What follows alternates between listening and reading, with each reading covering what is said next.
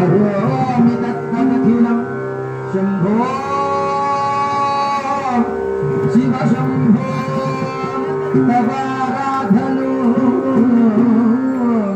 शिव शम्भो तवाराधनं शम्भो शिव शम्भो स्वशम्भो शम्भो शिव शम्भो स्वशम्भो शम्भो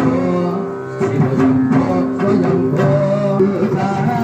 प्रपञ्चरहित निपुण परब्रह्म स्वरूप